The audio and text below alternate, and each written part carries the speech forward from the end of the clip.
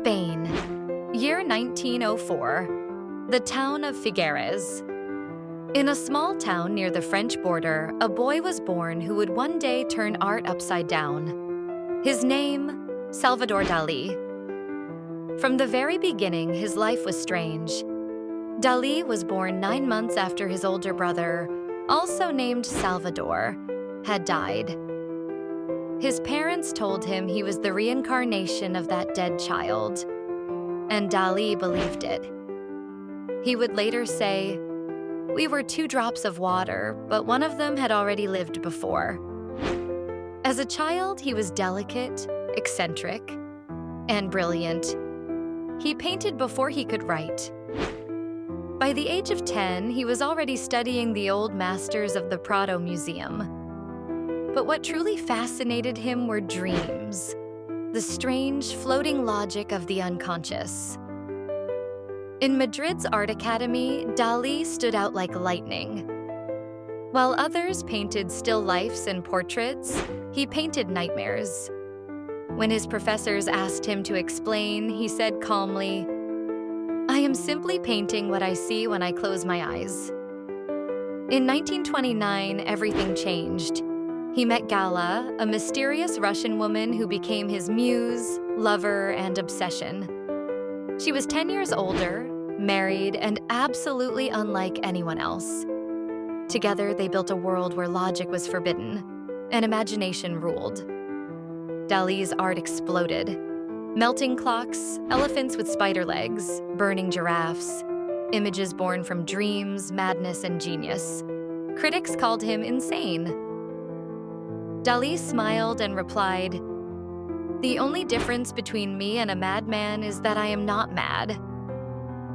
He collaborated with Luis Buñuel on surrealist films, worked with Walt Disney on an unfinished project called Destino, and designed the logo for Chupa Chups, the famous lollipop brand. Yes, the mustached master of surrealism gave us one of the world's most iconic candies. But behind the flamboyant persona, the capes, the twirling mustache, the hypnotic stare, there was a man haunted by loneliness. Dali was terrified of death, obsessed with immortality, and believed that art was the only way to defeat time. In his later years, he became a living legend, eccentric, reclusive, but endlessly fascinating. He once said, "At the age of 6, I wanted to be a cook. At 7, Napoleon. And my ambition has been growing ever since." On January 23, 1989, Salvador Dalí passed away in his hometown of Figueres, just steps away from the museum he built to house his dreams. But in truth, he never left. Every brushstroke, every melting clock, every mad, beautiful vision is still alive. Because Dali never died. He simply drifted back into the dream he was painting all along.